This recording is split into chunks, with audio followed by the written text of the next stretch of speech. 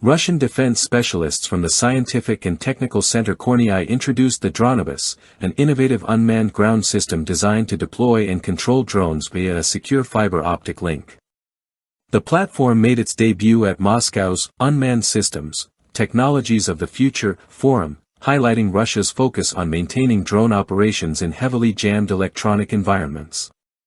The Dronobus functions as a mobile command and deployment hub, capable of carrying up to 150 kilograms for reconnaissance, resupply, or other tactical missions. It can navigate autonomously or under remote control for distances up to 10 kilometers while towing a drone powered and guided through a fiber optic tether. Once airborne, the drone can operate within a 15-kilometer radius while maintaining uninterrupted control via the physical cable. This hardwired link bypasses traditional radio frequencies, rendering the system immune to standard jamming and reducing electromagnetic signatures for stealthier operations. Designed to withstand extreme temperatures ranging from -20 to +40 degrees Celsius, the Dronobus is suitable for year-round deployment in harsh climates. Its dual-role capability allows it to transport battlefield supplies alongside managing drone operations. Technically, the system integrates vehicle navigation and drone guidance exclusively through fiber optics, ensuring real-time video transmission and control without relying on radios. Fiber optic drones used in current conflicts feature tether lengths between 5 and 30 kilometers, often using long wavelength cables to reduce signal loss. High-resolution cameras and powerful transmitters extend range and video clarity compared to earlier iterations.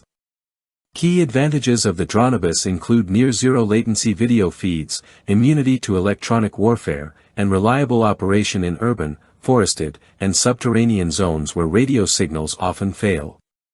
Drawbacks include cable drag, potential entanglement, battlefield clutter, limited mobility, and reliance on the launcher. If the vehicle is jammed, the drone becomes ineffective.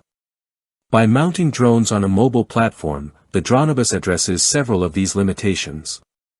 It allows launch from moving positions, reduces exposure of static sites, and enhances tactical flexibility for reconnaissance, targeting, or resupply in environments saturated with electronic countermeasures. Previous deployments of fiber optic drones in Ukraine demonstrated their potential to disrupt logistics and hinder enemy movements. With the Dronobus, Russia now introduces the first mobile launcher of its kind, reinforcing drone operations even under intensive jamming conditions. The system marks a significant evolution in unmanned warfare, promising jamming-resistant, agile drone deployment that could challenge adversaries' electronic defenses. Monitoring operational testing, field deployment, and potential countermeasures in the coming months will be essential to evaluate the platform's battlefield impact fully.